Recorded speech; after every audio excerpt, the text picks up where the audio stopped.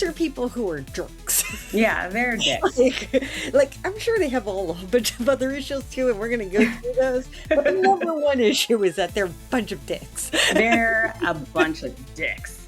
Like, this is a dick movie. I mean, the first crime is like the actual real life fraud. Yes. Yeah. The real crime here is that it's crime. Yes, it is actual crime, like real life crime.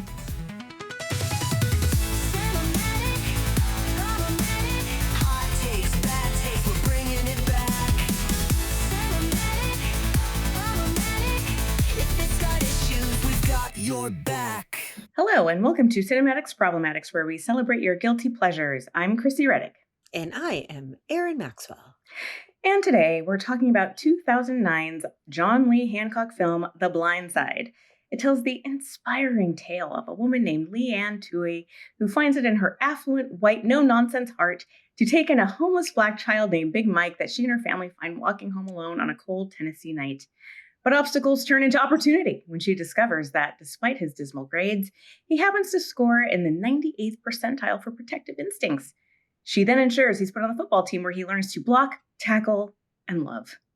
The Touhey family eventually winds up adopting Mike so he can be an official part of the family, which is topped off by him accepting an athletic scholarship to the family's alma mater, Ole Miss. Happily ever after, right? Wrong. If the white savior narrative wasn't problematic enough, we've discovered in recent years that Michael Oher wasn't actually adopted. He was placed under conservatorship under the guise of adoption that allowed the Touhey family to sell Michael's story, for which he didn't receive a dime, since under conservatorship, you aren't really part of the family and are therefore not entitled to the spoils they collected from his story. Talk about a blindside. The film stars Sandra Bullock, Quentin Aaron, Lily Collins, Tim McGraw, Jay Head, Kim Dickens, and Kathy Bates, and has a runtime of 2 hours and 9 minutes. Erin, Tell us about the first time you saw The Blind Side. Listen, I saw this on HBO. I'm pretty sure I saw this when my mom rented it, and she was like, I want to watch a movie. And we were, probably Mother's Day. And I was like, fine. And that was my attitude after I saw it. I was like, fine. And then I walked away, and I barely thought of this movie ever since. I know she won an Oscar for it, which whatever. They love to give their little Oscars to women that put on a Southern accent and play the hero. But the truth is that I really know about this movie because of all the insidious shit that happened afterwards. Because it is. Literally, this family swooped in and took advantage of Michael Oher on every level. This conservatorship that they put him under, it started when he was 18, and it's still going on today. There is still a lawsuit today about this. He is still in court. Mm-hmm. That's how evil these people are. Yeah. And I'm going to say, granted, I use the word evil, and I flung that around because it's kind of funny, and it's great to talk in hyperboles. But the truth is that I don't know so much about the inner workings of this family. I don't know if they actually had any kind of relationship. I don't know if he went over for Christmas. I have no idea how much of this is true. I'm going to wager maybe 10 to 15%. Most movies are like that. So that's my experience with this film. What is your experience? My experience, okay, so I watched this on a plane. It was the only time I watched it. Yeah, up until plane is good. Yeah, it's a total plane movie. I remember thinking I don't know what to watch, and it seemed kind of like a fluffy, feel good type of thing. I didn't know anything about it. I just knew that Sandra Bullock was in it, and I like Sandra Bullock. Who doesn't like Sandra Bullock, right? Sure, Speed, great, Speed, awesome. While you were sleeping, awesome. She's done a lot of great stuff, and I had heard a lot of things about the performance, I think. And so I was just okay, I'll put it on. And so I put it on, and I was just oh, sheesh. Oof, here we go. The white woman taking in a black child. And the thing is I think I was expecting to find out more about Michael, because it's about him. I mean, it's his story. It's the story is about or should be about his success and him overcoming. And how perfect is it that it's a white savior movie and they made it about the white savior? Well, that's what I'm saying, is that I kept on expecting them to maybe dig into him a little bit. Who is he as a person? But he's portrayed as this blank slate. He's very quiet. He's very internal. We don't really learn anything about him except through her perspective. Her going to visit his mother, her going into his neighborhood. Like we follow him, like he kind of disappears and comes back, and like we don't know anything about why he is the way that he is and about his story and about like his circumstances, except for through the eyes of Leigh Ann. Like this, they made his success their story. And it's like the story, it's like, aren't you so happy for us that we took in like this poor Black kid and gave him opportunity and taught him about family and all that stuff? And it was just like, yeesh. Now, having said that, I have a superpower and I can separate, an appreciation for a performance from how I feel about a film. And I thought that Sandra Bullock, for what she was given, did a very good job. But, beyond that, like the movie isn't really like, it doesn't like nothing really happens. It's like, okay, so they take him in, they have Thanksgiving dinner, he gets a tutor. There's like this weird thing about like him being pressured into, going to Ole Miss instead of like making a choice for himself and everything. And then like that's supposed to like create some kind of like, like some conflict, but it kind of like in rewatch, it's kind of like this thing where it's kind of hinting that something is really bad under the surface, but they kind of like sugarcoat over it and say, just kidding. He wanted to go to Ole Miss the entire time, so this is not a problem anymore. The movie gets wrapped up in a little bow. The epilogue is like he went on to go be like an All-American football player. And so we're supposed to feel all warm and fuzzy at the end of it. But by 2009, you would have hoped that movies that were this blatantly like white savior-ish would have just kind of like fallen off a little bit. But no, alive and well and Oscar worthy, apparently. So yeah, I mean, I didn't see the need to watch it again. And after I found out what actually happened, and I read about it, kind of like, I just, like read like some headlines and dug a little bit deeper into it. It was just like, of course, like, this is just so gross. And especially like when you put the word conservatorship in there, right? Like I can't help but think about Britney Spears. I can't help but think about the film I Care a Lot, which is to me a horror movie about conservatorship, and it's like you just lose every right you have, and like all of his money, all of his like decisions like are all kind of like baked under like this legal guardianship that is super fucked up, where you don't really have a ton of agency. So yeah. As far as nothing happening in this film, I want to say no, something really big happens. Every white person in this film gets the opportunity to save Michael. Everybody gets that opportunity. It's not just Sandra Bullock, okay? Right. First off, I want to say that, in which is like Lily Collins gets a chance to save him by acting as like when he gets bullied at school. That annoying little kid gets a chance to save him by sending in all those tapes. Kathy Bates gets a chance to save him. Yeah. There's Cam Dickens gets a chance to save him. What would he have done with all of these? He would have just been walking in a t-shirt and frozen to death. He just kept on walking. Probably. I have a list of everything Michael Oher has disputed about this film. Okay, go for it. So he was never legally adopted by either Sean or Leigh Ann. Oher claims that he was tricked into signing the conservatorship at age 18, which allowed them to make business deals in his name, and that he received no proceeds either from the film or any of the deals that they made in his name, and that this deal was made for 15 to 19 years. Wow. They also claim the Touheys used this arrangement in order to secure a deal for themselves and their two birth children to receive millions of dollars from this movie. So the kids made money from the film and not Michael Oher. Wonderful. Oher also felt that both the book and the film portrayed him as stupid. And he believes it was that depiction of him extremely negatively affected his NFL draft position and his ability to play in the NFL and how he was perceived as a player. It is just wicked all the way around. And it's like, you don't want to believe that people can be like this evil, like, and opportunistic. And maybe like, I mean, I don't know, like you said, it's like, we don't know kind of like what their initial motivations were, but maybe it was to like, maybe, I don't know if their intentions were pure in the beginning, and then they saw an opportunity.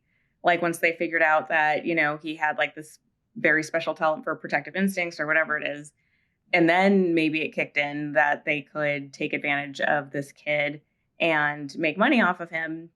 But they treated him kind of like a plaything, like an investment. And it's like, it's so sad, because you would hope that people would realize that they're basically stealing his story. Like this, like none of this would have taken place like without him. And the thing that is really troubling about it is that they make it seem like he had no part in it. Right. And that's one of the things he stated, is that he stated several times, like, I have had a drive to succeed that came from me. Mm-hmm. I've always wanted to succeed. I wanted to go further with my life. This is something that I wanted, and they capitalized on it. They made it seem like this was something that they gave me, Mm-hmm. that they showed me this opportunity. I knew the opportunity was there. These Mm-hmm. were people who took advantage of me. Yeah. And most importantly is that he has said that he has expressed that while the movie was very popular, it has caused him deep, deep pain. And it's been very traumatic for him how successful this film has been. Mm. So sad. Okay, well, I mean, we're already kind of getting into it. So do we want to kick off the crimes against it? I mean, we've already been talking about one of the biggest ones, but Well, that go is for it. like the big crime, because it's not like it's not like the Tuohys are like, if everything is to be believed, and again, I've never heard their side of it other than this film. Mm-hmm. Like, I could only assume that this film is their side of it, but I don't know how much of this is true. I don't know if they ever got him tested. I don't know if they sent him to school. I don't know Mm-hmm. if they bought him clothes. I have no idea. So I can only assume that, like, in most stories, a little bit's true, a little bit's true, a little bit is false, a little bit is false. Mm-hmm. But because he's made no money off of this, I'm more likely to side with him.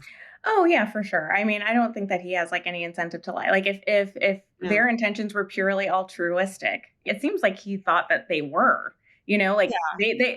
I think that there are some things that we should just maybe like admit off the bat. Probably. I mean, I don't think that they're lying about him living with them. I don't think that they're lying about, you know, helping him out like with clothes, a place to sleep, with food and stuff.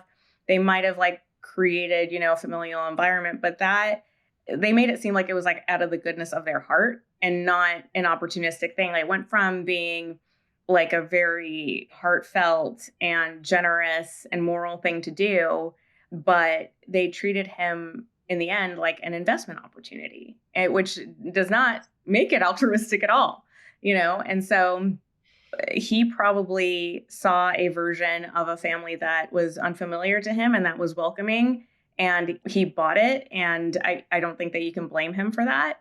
He didn't have any legal representation of his own. He probably didn't know that he needed it. He probably trusted these people, and they stabbed him in the back. And that makes it so much worse because the pretext for everything was like, oh, we're your family.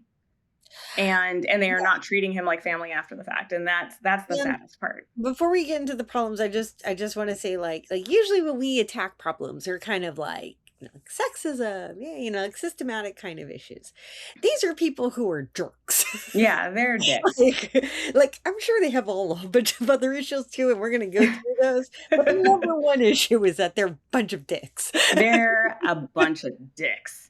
Like, this is a dick move. I mean, so like the first crime is an actual move. The first crime is like the actual real life fraud. Yes. Yeah. The real crime here is that it's crime. Yes, it is actual crime, like real life crime. That's the issue. Right. So aside from that. Yes. Which we've dug into considerably, so we can move on to the next one if you want.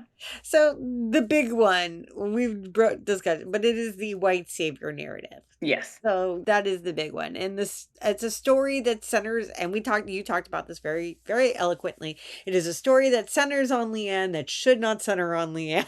Mm-hmm. Yeah. Because this is the story of Michael Oher's success. And for whatever reason, it is the story of Leigh Ann's success. It is her success in bringing in a poor Black child into her home and the insurmountable obstacles involved with an affluent woman in the South. She had to go to like a big and tall store that was outside of her neighborhood. Oh my God. Erin, do not belittle this woman for having to go outside of her neighborhood. Do you understand how difficult that is? It's very difficult. Okay. Oh my God. She had to get a futon. Oh my gosh. She had to get the new sheets out of the closet. She She had to walked the walk. She walked the hero's journey. she had to prepare extra servings at Thanksgiving. I mean, come on. She had to buy those servings. She had to buy those servings. No, she She didn't had even buy them. They owned those restaurants. They owned those franchises. They just went and It demanded was them. a Taco Bell, to be fair. Like, that's not Thanksgiving food, but Yeah, it okay. was like from KFC or something. But they got them from workers that they made work on Thanksgiving. Yeah, I mean, look, Hollywood loves a good white savior movie. Like, the Academy back then, and I think that they were just, I think that we talked about this a little bit too. Maybe like on one of our previous episodes. I don't remember when it started happening, but I think that like they started to kind of like expand the Academy a lot, and they started to like invite a lot of younger members in and everything. But I think that was a little bit later than this. We still kind of like had the old guard pretty much in charge of Yeah. the Academy at the time, which was like a whole bunch of like older white Hollywood folk. And they love this type of story. Oh, it And really just got them in the feels. They were just, look at that lady. She's so nice. Look what she's doing. She's letting in that less privileged teen into her house. And aren't we great? See, we're not all bad. We're not Yeah. all bad. She bought him a futon. Aww. So nice. And took him to a big and tall. I mean, what can you say? I mean, I do want to say also he had like prior football knowledge, so they made it seem like he had no football knowledge. Like it's like that he never like knew what the game was. Yeah, And like he's like running into walls and shit. It's like, yeah, dude. it's like he played the game before he even met these people. Like he knew what was going on. I think Yeah, he was good with like a lot of different types of sports. I think it was like basketball, football, and like there was like another one too. But yeah, I mean, the thing is that it's like, see, you can't be successful unless you have like a white person propping you up, you know? Or in this case, many white people propping you up.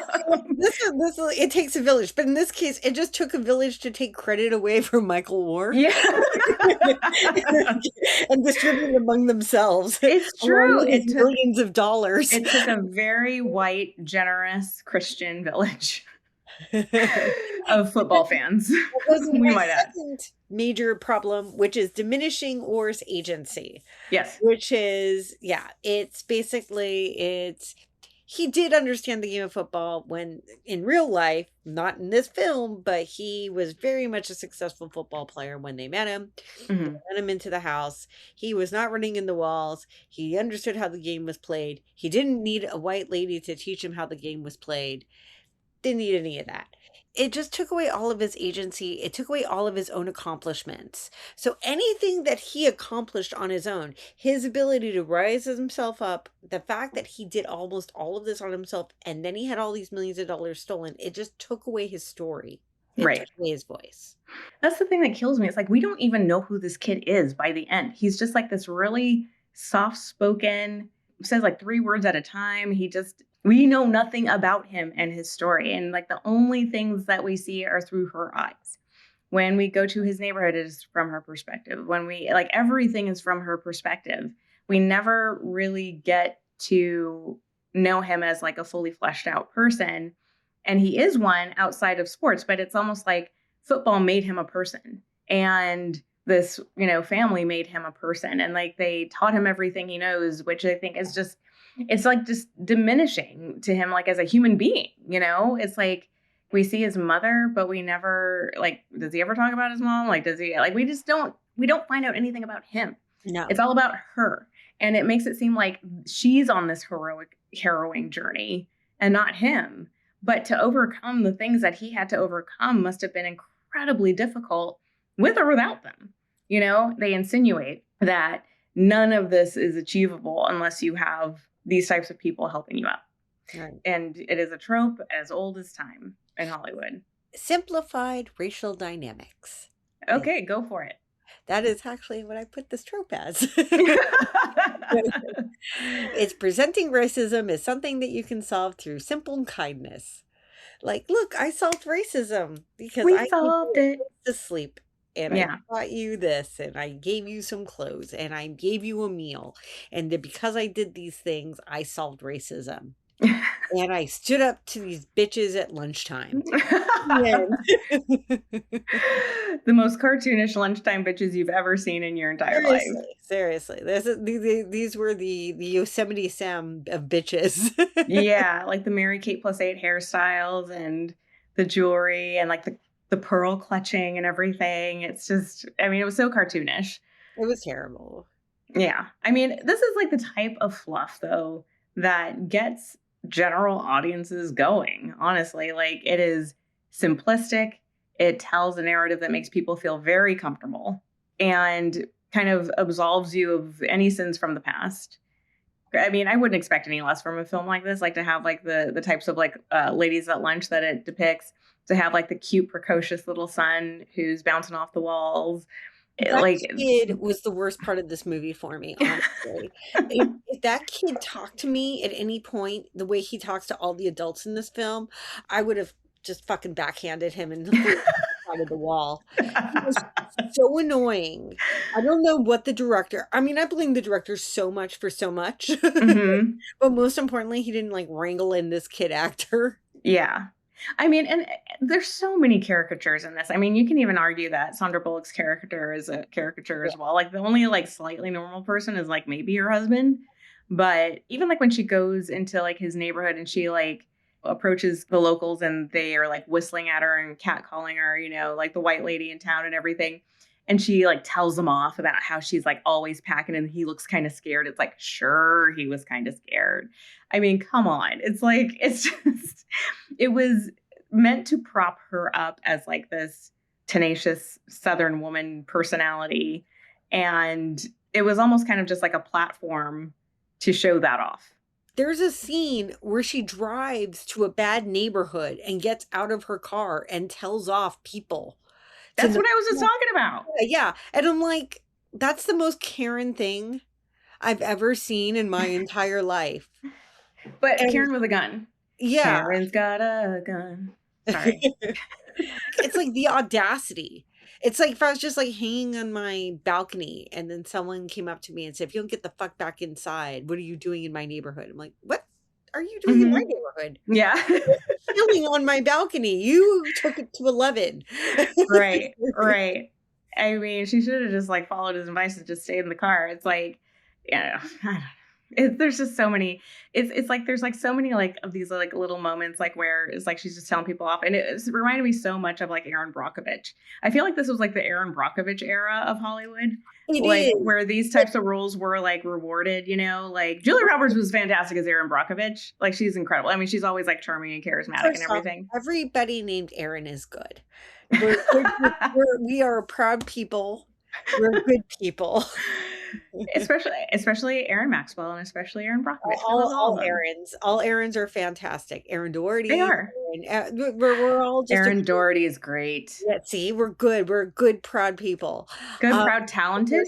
When did Erin Brockovich come out? Because you're right. This is part of that whole like Erin Brockovich group of let's give women Oscars for this very specific role. I'm looking it up right now, but I'm going to guess 2002. Oh, 2000. It's like the Norma Jean role. And I think like Sally Field, she was the one that really made it a trope where you go out and you play like this rule breaker, this rebel girl that stands up against the system. Yeah.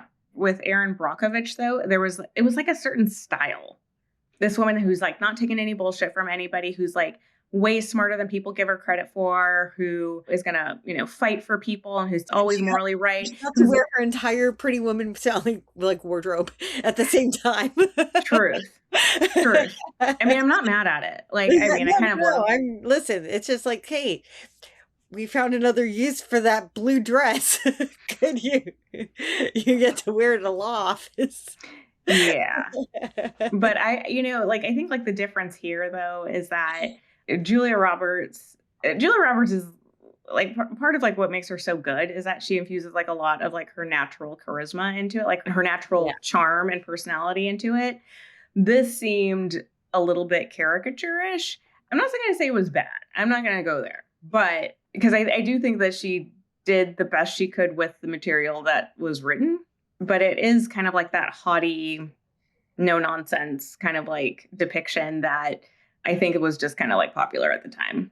So, and like a lot of Black critics have like said like the same thing. Like they hated this movie, you know, like they were just like, I mean, just like what we've been talking about, like the white saviorism of it and everything. And, you know, I think that they just like shat all over it, which, you know, I do not blame anybody for. But yeah, I mean, I think that like mostly like they were trying to reward the performance. Was this nominated for Best Picture? I don't remember. Oh, yeah, I can look it. Let me look it up. It was nominated for Best Picture, but it did not win. Okay, see, Good. I was right. See, I remembered right, even though it was a while ago. But yeah, I mean, this is what it does. This is what Hollywood loves. So what are you gonna do? Okay, so we've talked about simplistic racial dynamic depictions. We've talked about fraud, real life fraud. Yeah. We have talked about white saviorism a lot. Is there anything else? Simplification of trauma and poverty. It's just kind of like things like they show poverty on a very basic level, and it's just the way that it's depicted, and it's only depicted like through things like clothes. It's depicted through jobs. It's depicted through this is like a crack mother. It's very done in ways that like are just stereotypes and cliches. Well, that's the entire movie. That's the entire freaking movie. It's like it is taking very complex issues and breaking them down to the basest parts for very generic audience enjoyment. It is not a challenging film at all. It does not challenge the audience in any way whatsoever. I mean, I think it's challenging for Black audiences because they look at this and they go, what the fuck? But but otherwise, like in terms of like being thought-provoking or anything, there's nothing thought-provoking about this film at all. It is telling a very familiar story all over again, but wrapped in a Sandra Bullock performance, and it's about football. It is easy. Its themes are accessible, if problematic. Like I said, like not a lot happens. It doesn't really like make you think afterwards. It's like a very simple story. And I think there's definitely a place for films like that. Like I'm not mad at films that are just here for fluff and to make us feel good and happy and that are simple. But when you kind of infuse it with the real story of a poor Black child who is taken in by a white family, I mean, that begs to be explored on a deeper level in 2009, right? I would love to see this movie remade from the exploitation point of view. I would love to see HBO or Netflix make a mini series of this movie that was actually what happened. Who directs the movie? If we're going the exploitation route, who's the director? Well, would it be a docuseries or would it be a biopic? Let's do both. We're going to pitch both to Netflix or Apple. So, okay, if it's a film, who's the director? If it's a film? Yes. I no longer trust Netflix when it comes to films. So I will trust them when it comes to docuseries. Okay. Ryan Murphy? Just kidding. Don't do that.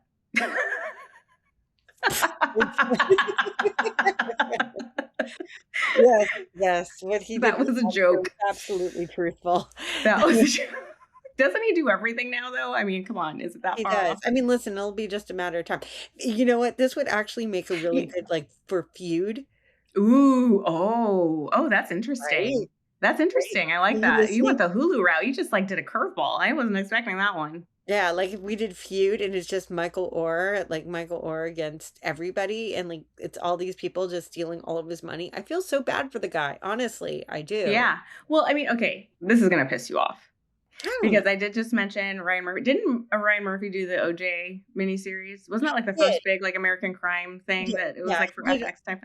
So, okay, that one was actually very good. No, it was. And that was actually, and he explored racism and all of that stuff in a very nuanced way, I felt. And I thought that was well done. I did.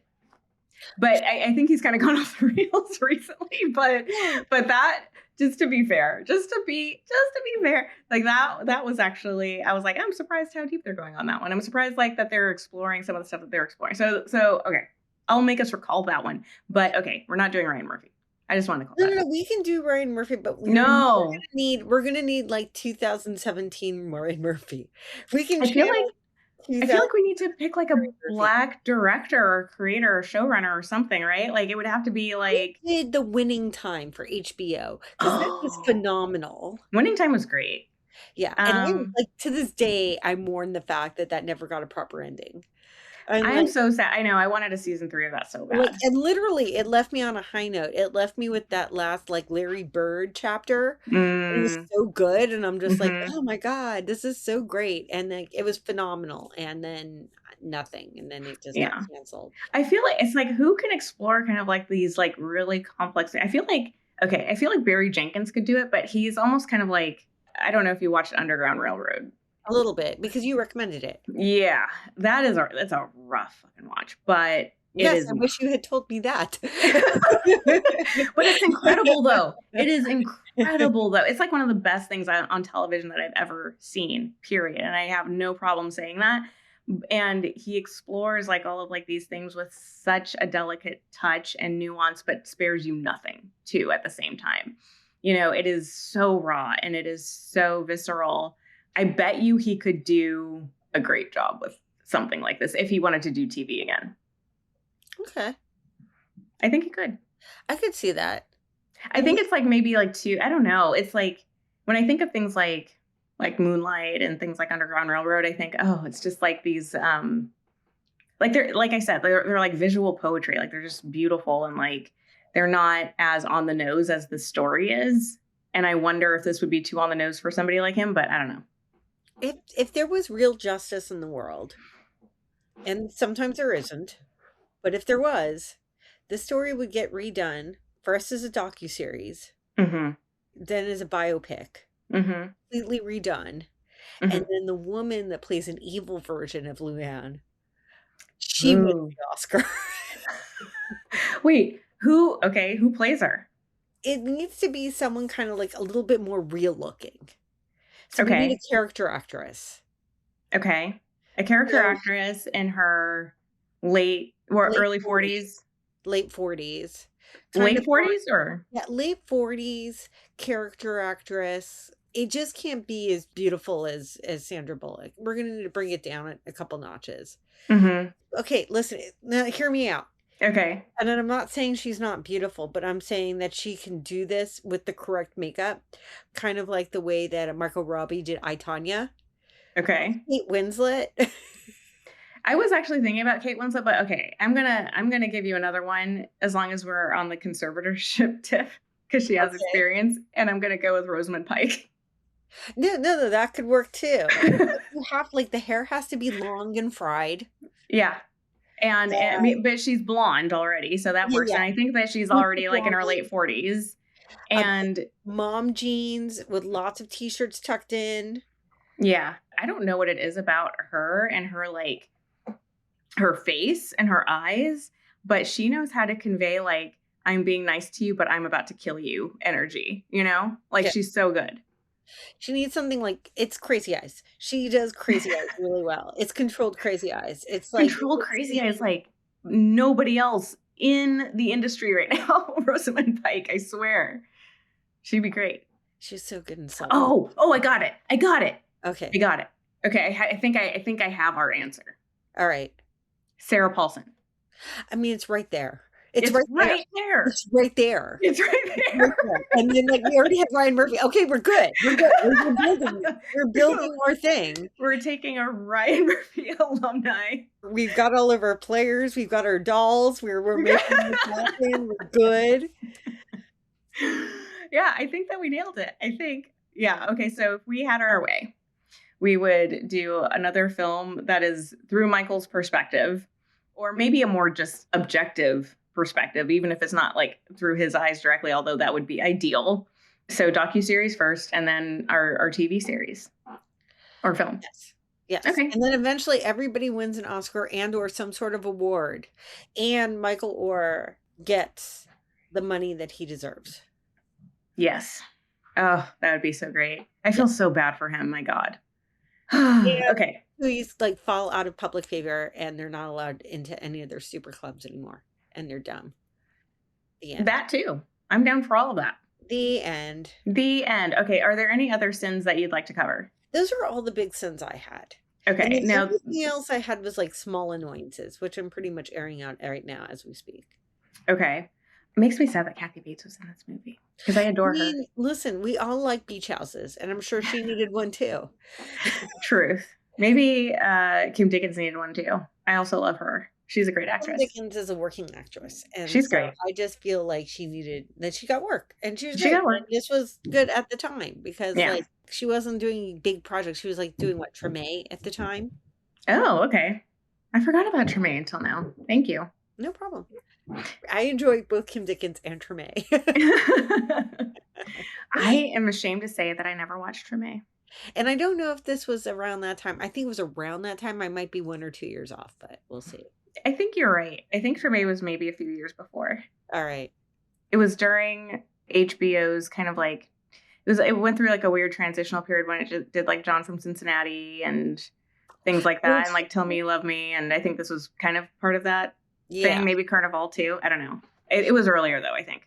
Yeah. They were trying to find their next Sopranos, and they were like just kind of throwing spaghetti at the wall to see what stuck. You know what? Usually HBO spaghetti is pretty damn good. Listen, some of it was good, but that was the weirdo times of HBO. Yeah. Like John in Cincinnati was that was a weird ass show. I tried watching it, and then once it got to like the incest hand jobs, I'm like, what's going on? Yeah. I mean, I needed subtitles or translations for that. I was just like, what are they even fucking talking about? I still have no idea what the show is about. I don't know either. I don't think it was about anything in particular. But Jesus Christ?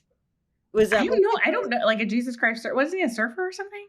Or no, he's from Cincinnati. Surfers, of incestuous surfers. I don't remember that part, but I take your word for it. Trust me on this. I trust you. Trust me on this. Okay, because it had like Rebecca De Mornay give this really tearful kind of explanation about like how she molested her son. It was awful. But, okay, we don't need to talk about this. But anyway, if anybody knows what John Cincinnati is about, if you can please like write in and somehow give me like, I can look it up, but this is more fun. Holla at cinematicsproblematics.com. Yeah, just drop me a line and let me know, hey, this is what John in Cincinnati is about. Oh my God. Okay, so we're done with the crimes. Did you find anything redeeming about the film at all? Any pros? Anything you like to throw out there? Like just to play devil's advocate? Anything you liked? Okay. There were small things that I enjoyed, and here they are. Ready? Okay. I enjoyed that the coach of the football team also played the Reverend on Deadwood. Speaking of John from Cincinnati, same creator, I think, right? Sure. I think it was. I think it was. That is the end of my list. That's it. No, yeah. Okay. All right. That's fair. Yeah, my pros aren't that great. Like I remember like at some point, like while I was rewatching it, because I take a lot of notes. Like while I watch, I like write down everything that happens basically in case I catch something. And at a certain point, I just stopped taking notes. I'm just like, I think I got it. You know, like I don't like. There's not a ton of nuance happening here, so I'm just gonna stop taking notes. And I think I understand what you're trying to tell me. If these assholes just like went about their day and just legitimately helped this kid and just did all this stuff, then this would be just a fine movie that I would never think of ever again. Right. And there's 1,000 of those, and they're great. They're harmless. They're totally fine. You know, Meg Ryan made a complete career making these films. True. I mean, we also had Michelle Pfeiffer in Dangerous Minds. We had we've seen this, right? Yeah, we've seen this a million times, and they've been completely fine. No one is getting up in arms about Dangerous Minds. No one is getting up in arms about. Not yet. Are we angry at Dangerous Minds? I don't know. Do we need to do Dangerous Minds? We should talk about it. I hope not. I really like that Coolio song. You racist! Just kidding. Also, if this had like a better soundtrack, it would also be redeemed because this was like the end of the times when like the good soundtrack movies were starting to go away. Yeah, it's true. This is back like the dying breath of soundtracks when it was like everything was getting a country western soundtrack. Yeah, I don't know what saves this movie. I think that we just need to scratch it off the list and do it all over again per your recommendation. I like your ideas. I will give it up for Sandra for doing a serviceable job with the material that she was given. Her judgment, I don't know. But, you know, it's like if we're going to kind of like try to divorce the quality of the performance from the actual film, I think that she did a good job. So I will give her Not that. that great of a job, to tell you the truth. You got to be honest with you. Listen, look at the Oscars. No, that's fair. We got Timothy Chalamet. That motherfucker trained for 7 years at ping pong. She fucking training for 7 years to do what? Buy a futon? I mean, we can have that conversation too. I mean, because like, look, it's like a celebration of a narcissistic asshole. Yeah. It's an enjoyable movie. I like Marty Supreme. I do. Listen, but we are kind of celebrating a dude that is not a good dude. Oh no! He's a terrible human. He's a terrible human. Fine actor, and that fine. Was oh no, I'm like Timothy Chalamet. I think is probably a fine guy. Yeah. The dude that he portrays in the film, Marty, is a dick, and we're just like supposed to be all moved because he saw his kid being born. Whatever. Okay, that's another podcast for another time. Yeah. Anyways, okay. I guarantee you, whoever she was against, there's at least 2 people on that list better than her. Oh, probably. Look, I'm not going to argue with you about the quality of it still is. I'm trying to throw the movie a bone, because I do like Sandra Bullock in general, and I think it's also didn't she adopt a black child in real life? Yeah. Yes. Yeah. So it's interesting that she took this. I don't know. Whatever.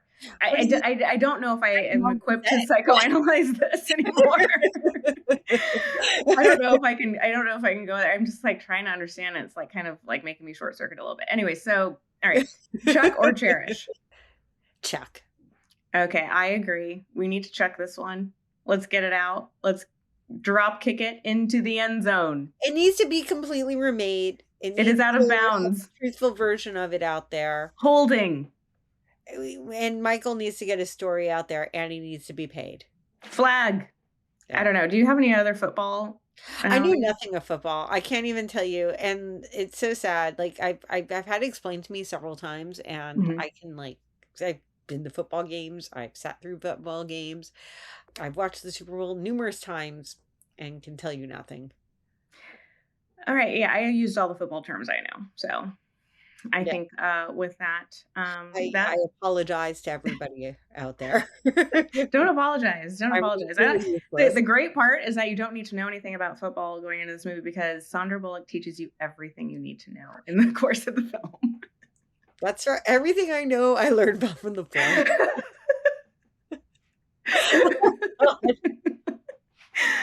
Thank God for Sandra. Thank God for Sandra Bullock. I know what a blind side is now in 2 different ways. Yes. Unfortunately. Okay. Thank you, everybody, for listening. And we will see you next week. Adios. Bye.